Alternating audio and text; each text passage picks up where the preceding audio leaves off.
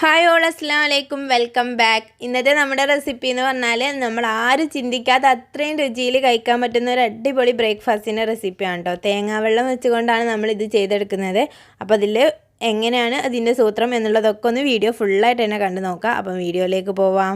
ഇത് ചെയ്തെടുക്കാൻ വേണ്ടിയിട്ട് നമുക്ക് മെയിനായിട്ട് ആവശ്യമായിട്ടുള്ളത് തേങ്ങാവെള്ളം തന്നെയാണ് കേട്ടോ. അതിലേക്ക് 1 ടീസ്പൂൺ അളവിൽ പഞ്ചസാര ചേർത്തിട്ട് തലേ ദിവസം തന്നെ നമ്മൾ മാറ്റി വെക്കാം കേട്ടോ. നമ്മൾ ഉണ്ടാക്കുന്നതിൻ്റെ ആ തലേ ദിവസം തന്നെ മാറ്റി വെക്കാം. അപ്പോൾ ഒരു തേങ്ങയുടെ വെള്ളം കേട്ടോ ഞാൻ ഇവിടെ എടുത്തിട്ടുള്ളത്.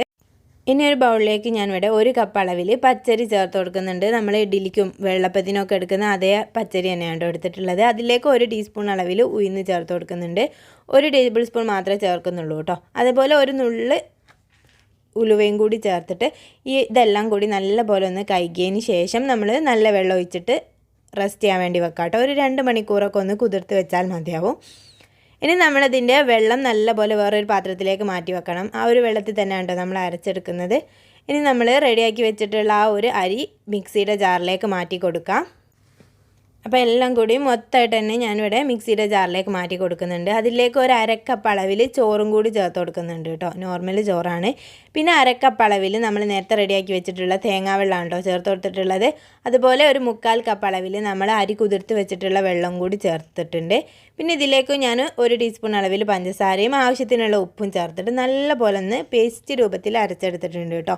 അരിയൊക്കെ നല്ല രീതിക്ക് തന്നെ അരഞ്ഞ് കിട്ടുന്ന രീതിക്ക് തന്നെ നമ്മൾ അരച്ചെടുത്തിട്ടുണ്ട്. അപ്പോൾ ഇതിൽ ഞാൻ കുറച്ച് വെള്ളം കൂടി ചേർത്തിട്ട് ഇതിലേക്ക് ഒഴിച്ച് കൊടുക്കുകയാണ് ചെയ്യുന്നത്. നല്ല ചൂടൊക്കെ ഉള്ള സമയത്താണെങ്കിൽ നമുക്കൊരു 4 മണിക്കൂറൊക്കെ മതിയാവും കേട്ടോ. ഞാനിവിടെ ഏകദേശം രാത്രി അരച്ച് വെച്ചിട്ട് രാവിലെയാണ് കേട്ടോ ചുട്ടെടുക്കുന്നത്. ഇനി നമ്മളിതിലേക്ക് ഒരു ഫ്ലേവറിന് വേണമെങ്കിൽ 1 ടേബിൾ സ്പൂൺ അളവിൽ വെളിച്ചെണ്ണ ചേർത്ത് കൊടുക്കുന്നുണ്ട് കേട്ടോ. നിങ്ങൾ ഇന്നലെ അരച്ചെടുക്കുന്ന സമയത്ത് 2-3 ചെറിയുള്ളി ചേർത്താലും നല്ലൊരു ടേസ്റ്റ് ഉണ്ടാവും കേട്ടോ.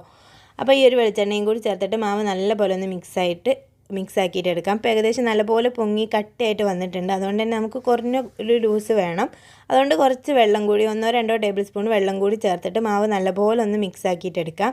ഏകദേശം ഈ ഒരു കൺസിസ്റ്റൻസിയിലാണ് കേട്ടോ നമ്മുടെ മാവ് ഇരിക്കേണ്ടത്.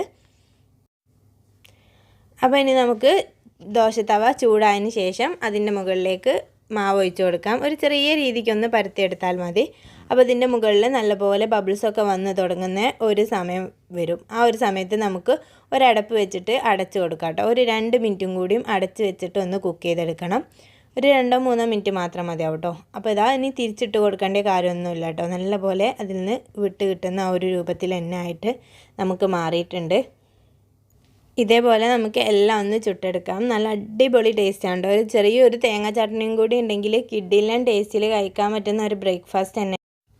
നമ്മളെ വീട്ടിൽ എളുപ്പത്തിൽ ട്രൈ ചെയ്ത് നോക്കാൻ പറ്റിയ റെസിപ്പികളിൽ ഒന്നാണ് കേട്ടോ. നമ്മൾ എന്നും ബ്രേക്ക്ഫാസ്റ്റ് ഒരേത് കഴിച്ച് മടുത്തിട്ടുണ്ടെങ്കിൽ ഇതുപോലെ ട്രൈ ചെയ്ത് നോക്കുക. ദോശയേക്കാളൊക്കെ അടിപൊളി ടേസ്റ്റാണ് കേട്ടോ. നല്ല സോഫ്റ്റ് ആയിട്ടുള്ള ഒരു റെസിപ്പി തന്നെ. വീഡിയോ ഇഷ്ടമായിട്ടുണ്ടെങ്കിൽ ലൈക്ക് ചെയ്യാനും നിങ്ങളുടെ അഭിപ്രായങ്ങൾ കമൻറ്റായിട്ട് അറിയിക്കാനും മറക്കല്ലേ. അപ്പോൾ അടുത്ത നല്ലൊരു വീഡിയോയിൽ കാണുന്നത് വരെ ബൈ. Thank you.